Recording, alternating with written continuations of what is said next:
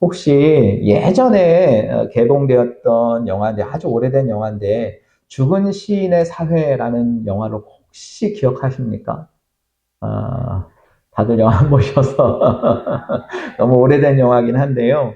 제가 기억하기에는 아마 청소년 시절에 봤던 영화인데, 그 영화에 보면 히를 선생님이 학생들을 가르치던 동안에 책상 위에 올라가가지고 마이 캡틴, 마이 캡틴 이렇게 하면서 영시를 외우는 장면이 나오거든요.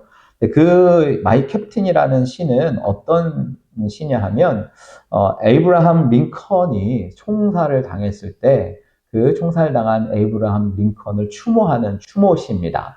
근데 그 시를 지으신 분이 월트 휘트먼이라고 하는 분이거든요. 이분은 미국에서 서민의 희망과 또 자유를 진실하게 말하고 또 그래서 미국 사람들에게 손꼽히는 위대한 시인으로 평가되는 분 중에 한 분입니다. 근데 그분이 이제 평소에 이제 습작을 잘하고 메모하는 습관이 있어가지고 그분의 그 남겨진 책들, 그 메모한 책 중에 이런 부분이 있었대요. 한 유명한 의사와 대화를 이제 메모해 놓은 내용인데 의사분이 이렇게 얘기하셨답니다. 저는 의사가 된 지 30년이 됐습니다. 그동안 수없이 많은 사람에게 처방을 했는데 그리고 아픈 사람에게 가장 좋은 약이 사랑이라는 것을 깨달았습니다. 이렇게 했어요. 그랬더니 이제 이 월트 위트만이라고 하는 이 시인은 크게 공감했지만 궁금한 게 하나 더 있어가지고 물어보았대요. 만약에 사랑이란 약이 잘 안 듣게 되면 어떻게 해야 됩니까? 사랑을 처방받아서 사랑을 받았는데 사랑을 통해서도 치료가 안 되는 그런 병이 있다. 이런 생각이 들어서 사랑이란 약이 잘 안 될 땐 어떻게 합니까? 라고 물어보았더니 그 의사 선생님이 이렇게 얘기한대요. 그러면 투약을 2배로 늘리면 됩니다. 그러니까 사랑이 모자르면 사랑을 더 주면 약이 적용됩니다. 사랑하는 여러분, 정말 우리는 더 많은 사랑으로 함께 하기를 바랍니다. 사랑이 말이 안 들으면, 사랑해줘도 말을 안 들으면 더 사랑하라는 거예요. 그래서 저와 여러분 안에 사랑이 넘쳐나기를 예수님의 이름으로 축복합니다. 무엇보다도 우리 인간을 향한 하나님의 사랑, 그 하나님의 사랑의 처방 중에 제일 위대한 처방, 그것은 바로 십자가 아니겠습니까? 그렇죠? 하나님은 로마서 5장 8절에 우리가 아직 죄인 되었을 때에 그리스도께서 우리를 위하여 죽으심으로 하나님께서 우리에 대한 자기의 사랑을 확증하셨느니라. 이 말씀하셨어요. 그러니까 하나님께서 우리를 얼마나 사랑하시는지 사람들이 못 믿으니까 증거를 만들어 주셨는데 그것이 자기의 아들을 십자가에 달려 죽으신 사건이라는 거예요. 이 말씀은 바로 인류를 향한 하나님의 사랑을 그리스도의 십자가 죽음으로써 보여주셨다고 하는 증명서입니다. 그 하나님의 사랑이 바로 이 십자가인데요. 오늘 하나님의 사랑이 성경 안에서 처음 등장하는 장면, 하나님의 십자가가 처음 인류에게 나타난 장면이 오늘 우리가 함께 읽었던 본문이에요. 아담과 하와는 범죄하였습니다. 이 범죄의 과정을 보면 참 드라마틱해요. 먼저 뱀이 간교해서 사람 앞에 나타나는데 여자에게 나타나서 이렇게 말하는 거예요. 하나님이 참으로 너희에게 모든 동산에 있는 나무의 열매를 먹지 말라 하시더냐? 아니죠. 모든 건 먹지 말라고 한 게 아니라 하나만 먹지 말라고 하셨죠. 그러니까 여자가 뱀에게 말하는데 동산 중앙에 있는 나무의 열매는 하나님 말씀에 너희는 먹지도 말고 만지지도 말라 너희는 죽을까 하노라 하셨다. 하나님께서 먹지 말라고만 하셨지 보지도 말고 만지지도 말라고 하진 않으셨거든요. 그리고 나서 그러니까 뱀이 여자에게 말하는 거예요. 아니다. 결코 죽지 않을 것이다. 너희가 그거 먹어도 안 죽을 것이다. 하나님께서 먹지 말라고 하신 이유는 그것을 먹는 날에는 너희의 눈이 밝아져 가지고 하나님같이 될 것이기 때문에 하나님께서 먹지 말라고 한 것이다. 하나님같이 되면 너희가 선과 악을 구분하게 될 것이기 때문에 하나님께서 너희에게 먹지 말라고 하신 것이다. 이 이야기를 들었어요. 이 이야기를 듣고서 그 나무의 열매를 쳐다보니까 여인의 마음에 어떤 마음이 듭니까? 평소에는 눈에 보이지도 않았던 그 나무의 열매를 지적해서 그것을 바라보게 되니까 나무의 열매가 어떻게 보여요? 나무를 본즉 먹음직도 하고 보암직도 하고 지혜롭게 할 만큼 탐스럽게도 보였다. 어떻게 되겠어요? 보암직도 하고 먹음직스러운데 어떻게 가만히 있겠어요? 냉큼 따먹었겠죠? 그리고 본인만 따먹은 게 아니라 맛있으니까 보암직도 하니까 먹음직도 하니까 사랑하는 남편에게 가져가서 남편에게도 먹으라 이렇게 했죠. 그랬더니 어떻게 됐어요? 7절에 그들의 눈이 밝아졌어요. 근데 밝아짐으로 인해서 알게 된 것은 무엇입니까? 그들이 벗은 줄 알고 그랬어요.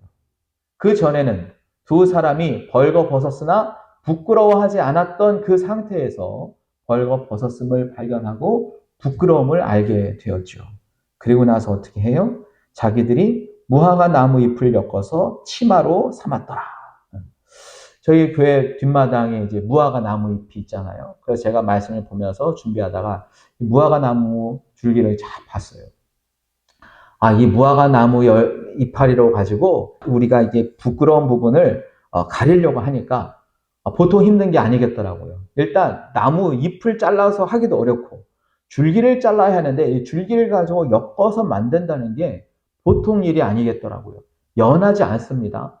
호박 넝쿨처럼 좀 부드럽기도 하거나 줄기가 이렇게 유연하면 엮어낼 수 있는데 이 무화과 나무가 이렇게 자라 올라온 것을 잘라서 밑둥을 잘라서 엮더라도 보통 일이 아니에요. 그 한 가지만 갖고도 가릴 수 있는 게 아니더라고요. 보니까 이파리가 넓기는 한데 그 틈새 사이로 다 보일 것 같고 총총이 맺힌 것도 아니고 적어도 한 10줄기는 잘라서 엮어야 되는데 그게 너무 무거울 것 같아요. 이게 보통 일이 아니구나.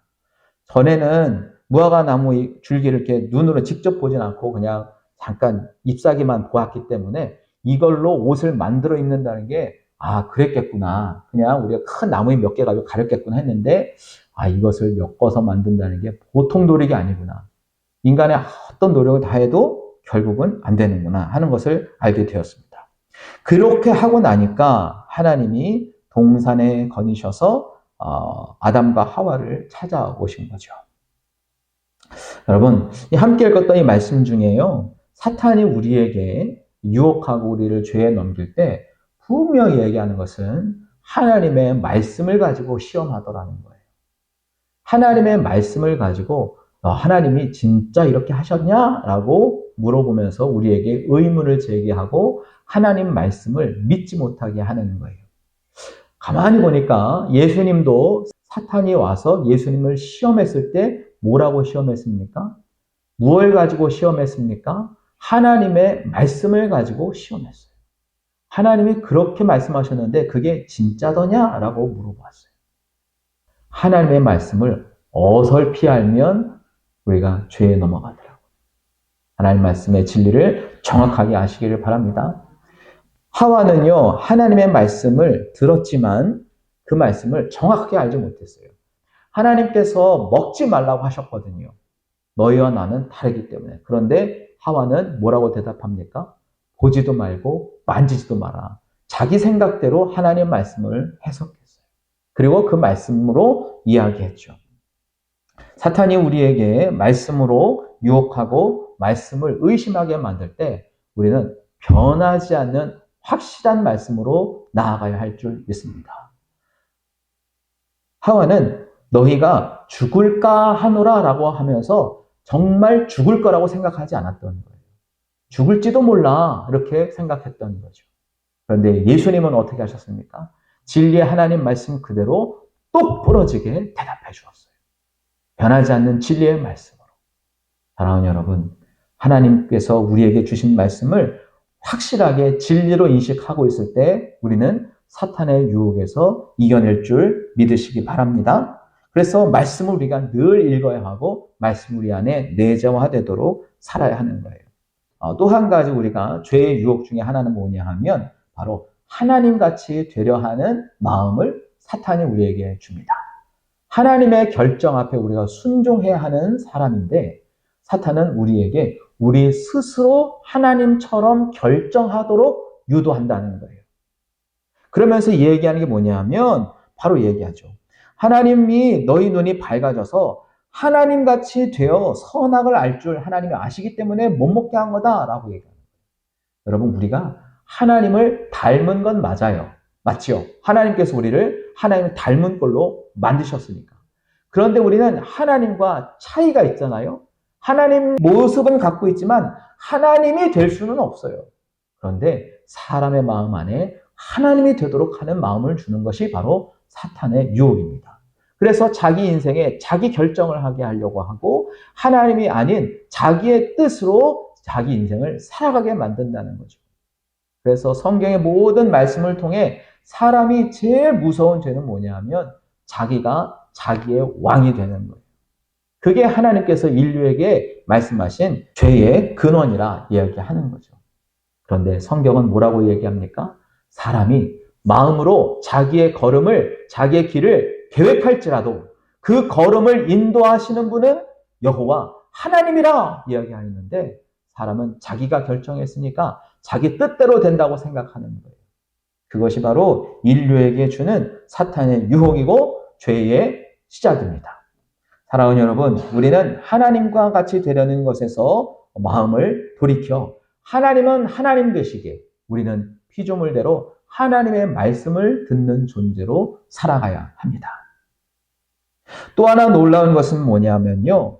하나님께서 하나님 말씀을 듣고 살기를 원했는데 가만히 보니까 아담이 하나님의 소리를 듣지 않고 여인의 소리를 들었다라고 얘기하는 거예요. 아담이 이르되 하나님이 주셔서 나와 함께 있게 하신 여자 그가 그 나무의 열매를 내게 주므로 내가 먹었나이다. 하나님의 말씀을 듣지 아니하고 여인의 말을 들었기 때문에 하나님께서 그 죄를 지적하신 겁니다. 여러분, 우리는 하나님의 말씀을 듣고 살아가야 하는 줄 믿으시기 바랍니다. 사랑하는 아내나 사랑하는 남편이 말해주는 것 물론 듣기도 해야 하죠.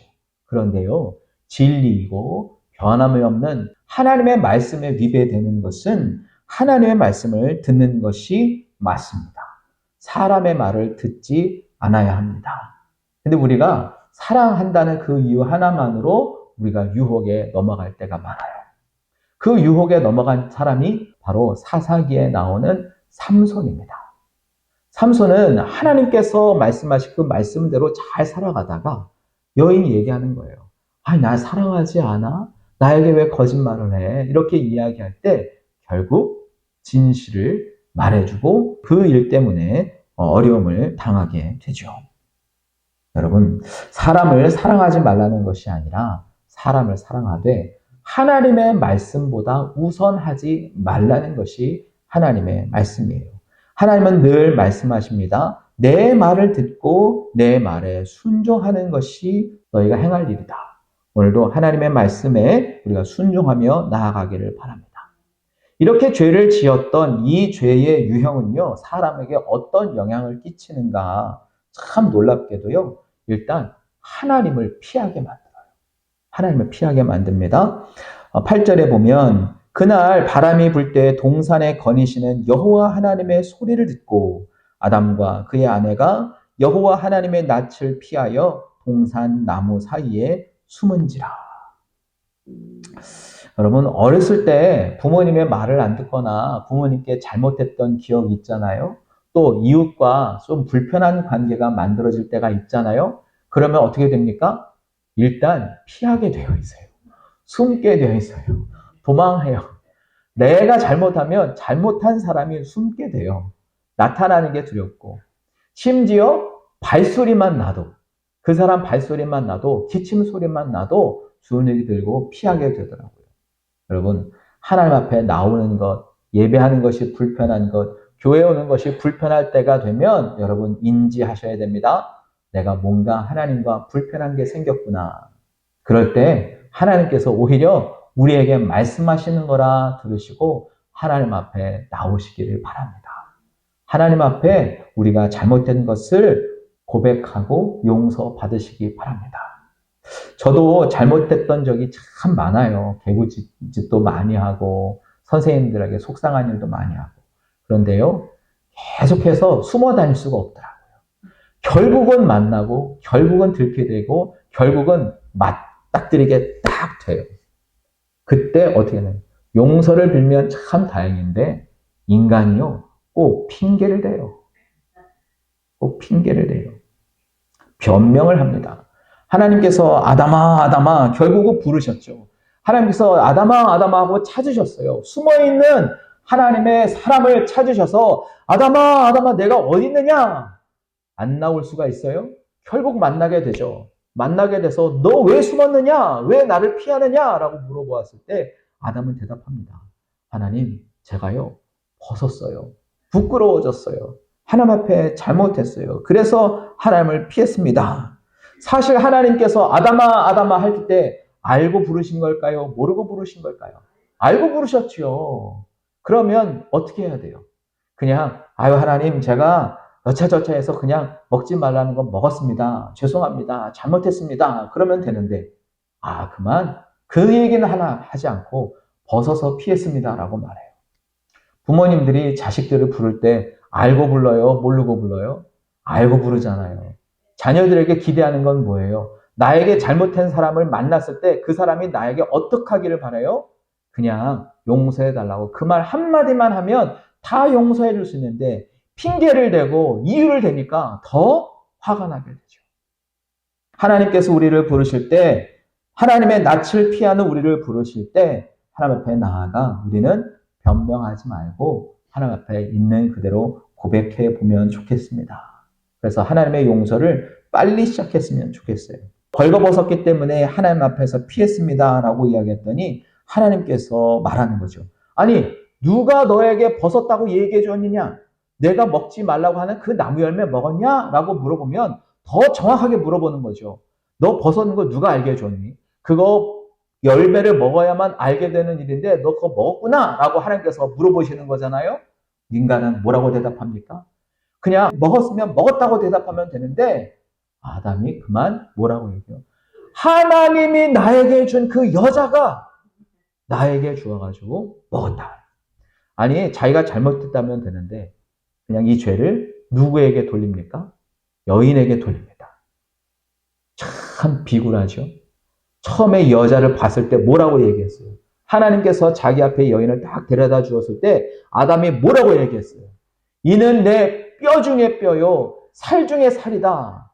세상에 이런 사랑의 고백이 어딨겠습니까? 이렇게 한눈에 반한 남자가 여자를 향한 사랑의 고백이 어디 있겠어요? 이는 내 생명이다. 그런데 그 생명 같은 그 여인에게 자기가 죄 지은 그 결과를 여인에게 돌려요. 이 여자 때문에 그렇게 됐어요. 그런데 보니까 여자 때문에라고 얘기하니까 미안한 거죠. 그래서 뭐라고 얘기해요? 하나님이 나에게 주신 여인에게. 이 죄의 결과를 누구에게 돌립니까? 하나님께로 돌려요. 여러분 죄가 이래서 무서운 거예요. 내 잘못을 다른 사람에게 돌릴 뿐만 아니라 하나님께 원인을 돌리는 일을 갖고 오게 됩니다. 여러분 이 무서운 죄에서 우리는 얼른 돌이키기를 바랍니다.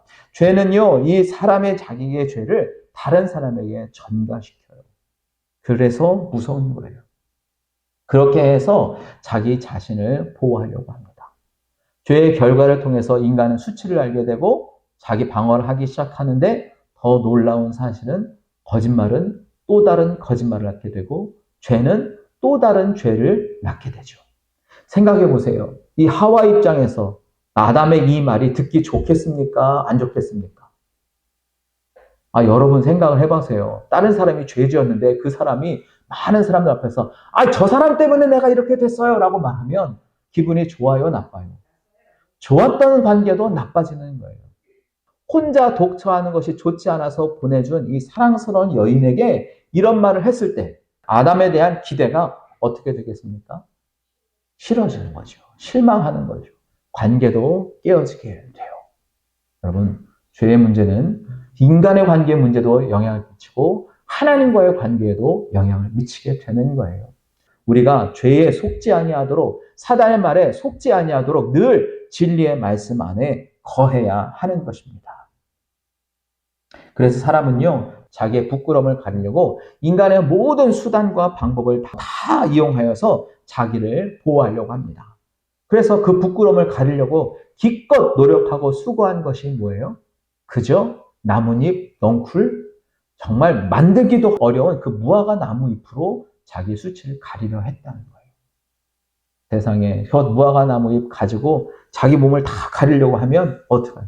진짜 하나, 두 개, 세 개 가지고 정말 부끄러운 부분 하나밖에 못 가리겠더라고요. 인간이 그런 유한한 인간이 됩니다. 그런데 하나님은 참 친절하게도 아담에게 먼저 물어보았는데 아담이 여인에게 핑계를 돌리죠. 그러니까 하나님은 어떻게 하겠어요? 듣고 싶었던 그 이야기, 아담이 잘못해서 이 이야기를 듣고 싶었는데 여인에게 찾아가요. 그 여인에게도 물어보는 거죠. 여자야, 네가 왜 이렇게 되었냐? 그랬더니 이 여자는 또 뭐라고 대답합니까? 아니요, 뱀이 나에게 얘기해줘가지고 그랬어요. 하나님은 여인에게라도 잘못했다는 이야기를 듣고 싶었는데 여인은 자기가 죄 없다 말합니다. 저 뱀이 날 꼬여서 그랬다는 거예요. 하나님은 어떻게 합니까? 여인을 두시고 뱀에게 하나님 찾아갑니다. 세상에 하나님이 얼마나 대단하십니까? 그냥 있는 자리에서 이놈 똑바로 대답 못해! 라고 이야기해도 괜찮을 뿐이 하나님이 사람이 자기가 죄 없다 하니까 죄에 있었다고 핑계대는 그 여자에게 찾아가시고 여자가 자기 죄 때문이 아니라 하니까 하나님이 뱀에게도 찾아가시는 거예요. 이게 하나님의 사랑 아니겠습니까? 그래서 그 죄의 원인이 되었던 뱀에게 하나님 저주하시고 그 죄의 결과를 갖고 왔던 이 인간에게 하나님의 공의에 의한 처벌을 하십니다. 그건 무엇이냐? 수고라는 거예요. 그동안에는 수고하지 않아도 하나님의 나라, 에덴 동산에서 얼마든지 먹고 마시고 누릴 수 있는 삶을 살고 있었는데 이제는 죄를 통해서 그들은 누릴 수 있는 지위를 잃어버리게 되었어요. 여자는 수고하여 자식을 낳게 되었고 남자는 수고하여야 그 소산을 먹게 되는 일을 당하게 됩니다. 그래서 우리의 인생에 이 고달픔이 시작이 된 거죠. 그런데 하나님은 이들이 살아가는 동안 그들의 부끄러움을 가려줘야 할 사랑의 표현을 이제 시작하십니다. 사람은 자기의 부끄러움을 가리기 위해 무화과 나무 잎을 가지고 자기의 부끄러움을 가렸어요. 그런데 무화과 나무 잎이 큰 줄기에서 떨어져 나오면 얼마나 버틸 수 있을까요? 한 3일 버틸 수 있을까요? 하루, 이틀, 3일 잘 버텨야 일주일 버틸 수 있지 않겠습니까? 저 잎이, 푸르던 잎이 조금만 지나면 누렇게 바뀌어서 다 부스러지고 말아요.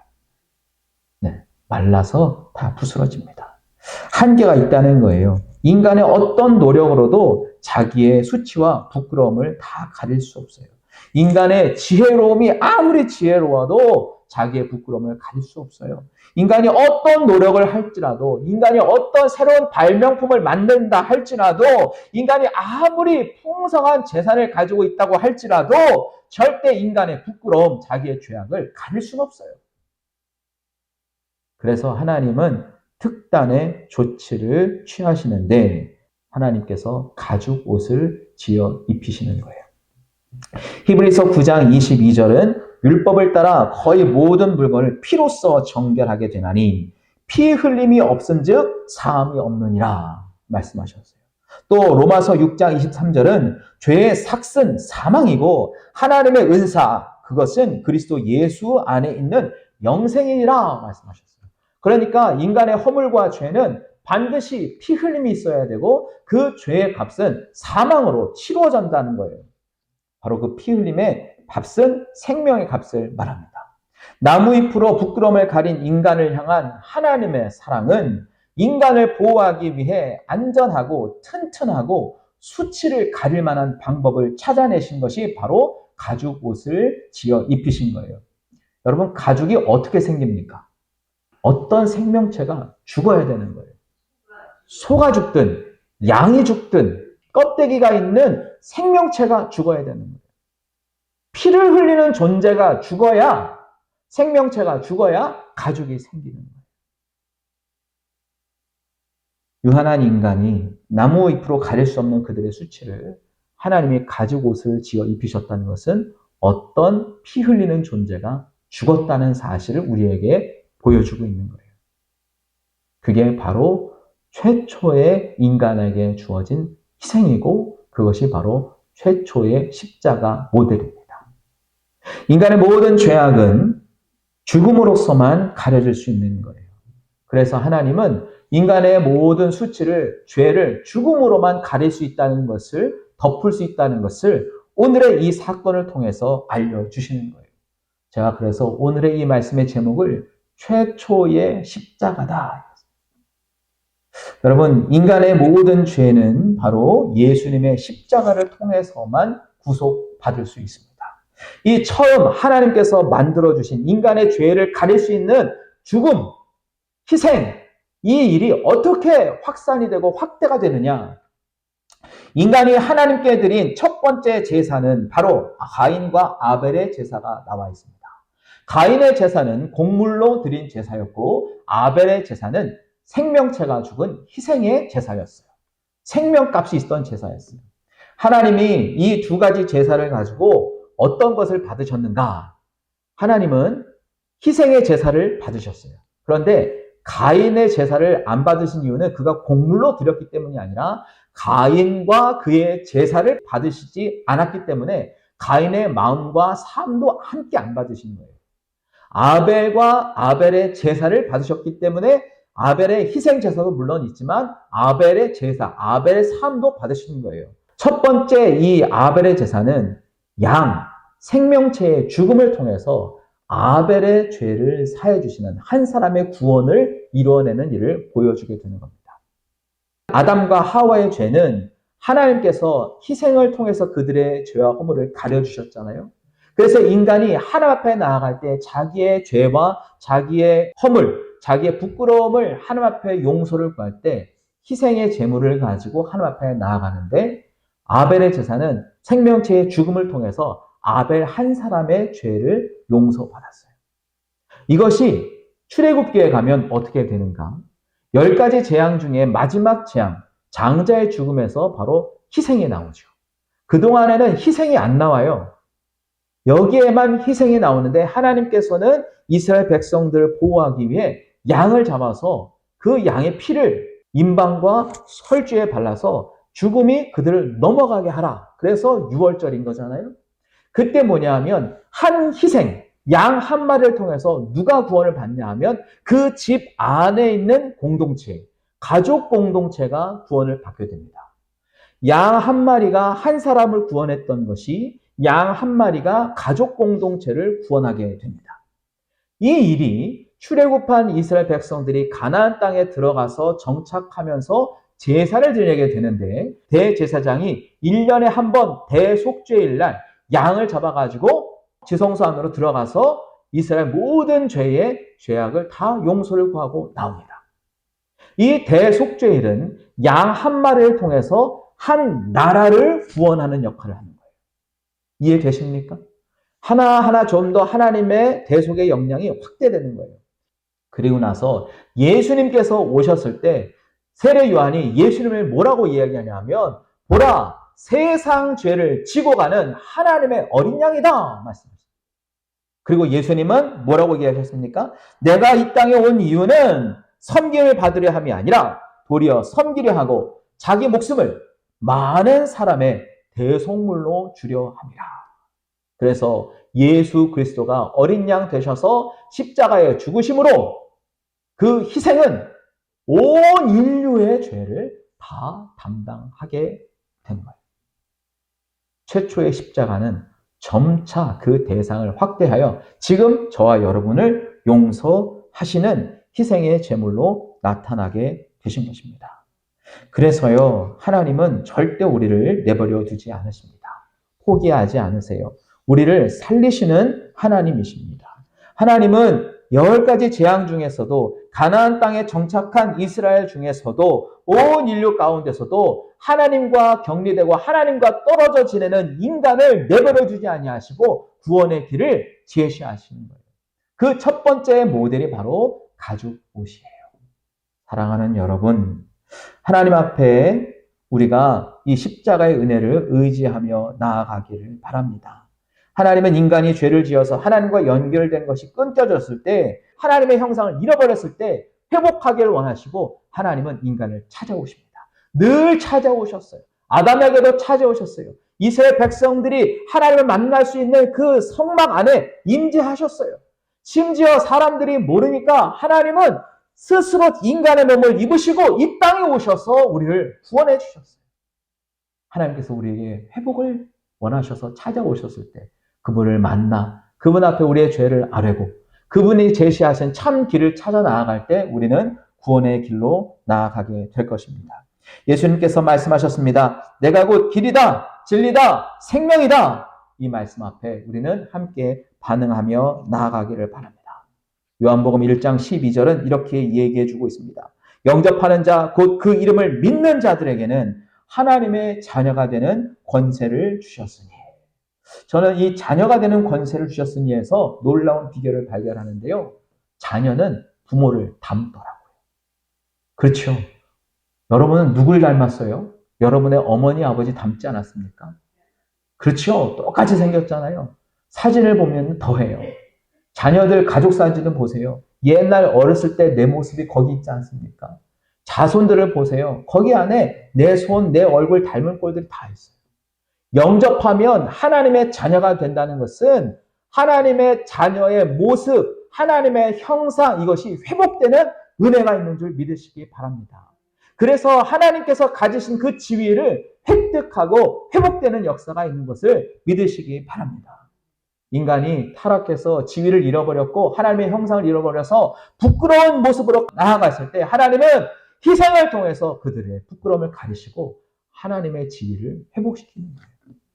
사랑하는 여러분, 오늘 우리가 해야 할 일은 그 하나님의 희생, 하나님의 십자가 앞에 나아가 우리가 고백하는 거예요.